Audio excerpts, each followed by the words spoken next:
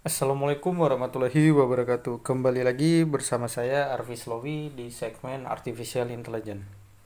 Oke, kemarin sebelumnya kita kan teman-teman sudah membahas daripada konsep-konsep dasar kita itu, yaitu belajar tentang time series, habis itu ratio matrix kan teman-teman. Oke, di video kali ini kita akan membahas tentang salah satu basic dasar lagi sebelum teman-teman jatuh ke codingannya nih teman-teman. Nah, codingan sederhana, habis itu cara penerapan daripada AI ini teman-teman. Nah, yaitu teman-teman harus belajar dulu yaitu tentang regresi linear atau linear regression dalam bahasa Inggrisnya. Jadi teman-teman, regresi linear ini adalah sebuah model statistik teman-teman yang sering digunakan untuk memprediksi suatu nilai variabel dependent teman-teman. Berdasarkan daripada variabel independen gitu. Jadi kan model ini diasumsikan bisa memiliki sebuah hubungan linear antara variabel dependent dan independen gitu teman-teman. Seperti itu. Terus tujuan daripada teman-teman nanti mempelajari daripada regresi linear ini nanti terutama antara lain adalah nanti memprediksi nilai variabel dependen untuk nilai-nilai variabel dependen yang baru gitu. Habis itu nanti teman-teman juga mengerti hubungan gitu antara variabel dependen dan independen itu sendiri kan gitu. Habis itu juga nanti teman-teman juga mengerti daripada regresi linear ini untuk menguji nih signifikansi hubungan antara variabel dependen dan independen gitu. Seperti itu. Habis itu nanti daripada jenis-jenis regression linear ini atau regresi linear ini nanti ada terbagi dua. Terbagi dua antara lain yaitu regresi linear yang sederhana gitu teman-teman, yaitu hanya terdapat satu variabel independen gitu. Kalau yang berganda itu teman-teman terdapat lebih dari satu variabel independen. Jadi nanti ada berupa regresi linear sederhana dan berganda gitu teman-teman. Seperti itu. Keuntungan daripada nanti dari regresi linear ini antara lain adalah mudah dipahami dan diimplementasikan nanti daripada konsep kecerdasan buatan teman-teman. Habis itu juga dia ini memiliki keakuratan yang bagus juga gitu, akurat gitu untuk memprediksi nilai variabel dependen gitu untuk nilai variabel independen yang baru gitu. Habis itu juga nanti regresi linear ini mampu gitu memberikan hubungan gitu antara variabel dependen dan independen itu tadi gitu. Seperti itu teman-teman. Habis itu pemanfaatan daripada aplikasi-aplikasi regresi linear ini antara lain misalnya kita bisa memprediksi nih harga rumah berdasarkan misalnya luas tanahnya gitu. Habis itu bisa juga kita dalam artian memprediksi nih penjualan produk berdasarkan jumlah iklan gitu. Bisa juga teman-teman.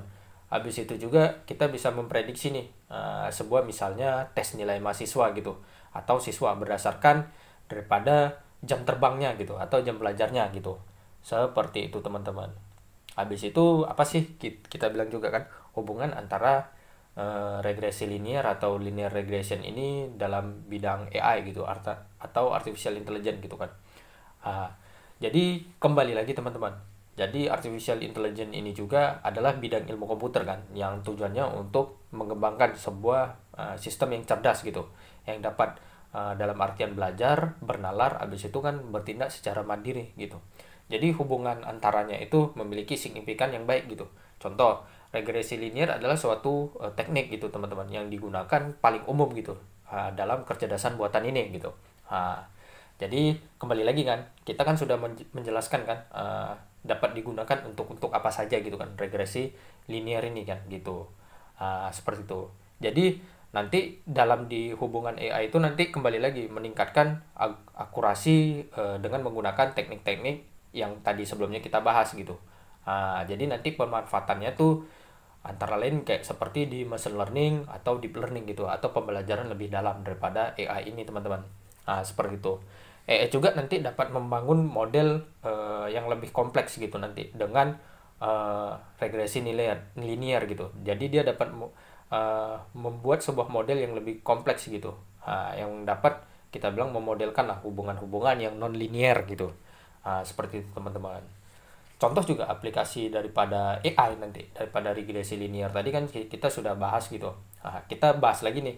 Contoh misalnya fraud detection atau jenis-jenis berhubungan sama pendeteksian penipuan atau kejahatan gitu.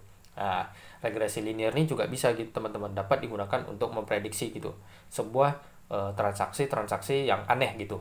Nah, yang bersifat memungkinkan gitu ya. Memungkinkan antara lain seperti penipuan gitu. Nah, contoh juga antara lain daripada linear regression, contoh kayak seperti tadi kita chatbots gitu teman-teman, atau sistem chat otomatis gitu. Regresi juga dapat digunakan gitu untuk memprediksi respon apa sih yang paling mungkin gitu daripada pengguna gitu, berdasarkan masukan-masukan yang misalnya uh, kita akan kemana gitu, temukan pom bensin yang terdekat gitu daripada rumah saya. Jadinya nanti mengambil data daripada yang memungkinkan terdekat daripada yang dia ucapkan gitu. Oh misalnya di titik A ini paling paling dekat, di titik B ini paling dekat, seperti itu teman-teman. Keuntungan antara lain teman-teman menggunakan regresi linear untuk artificial intelligence ini antara lain yaitu kembali lagi kan akurasinya yang lebih tinggi gitu. Seperti itu. Habis itu yaitu efisiensinya gitu. Efisiensi dan fleksibilitasnya gitu. Fleksibilitasnya antara lain ya kembali lagi dapat membangun model yang lebih kompleks dan dapat dimodelkan hubungan non-linear gitu, seperti itu teman-teman. Tapi kembali lagi teman-teman, regresi linear ini memiliki sebuah kekurangan gitu teman-teman. Kekurangannya antara lain ya semakin tinggi, semakin akurat, semakin bagus daripada kompleks akurasi daripada AI itu, nanti model daripada regresi linear ini akan memiliki kompleksitas yang sangat tinggi gitu. Seperti itu teman-teman.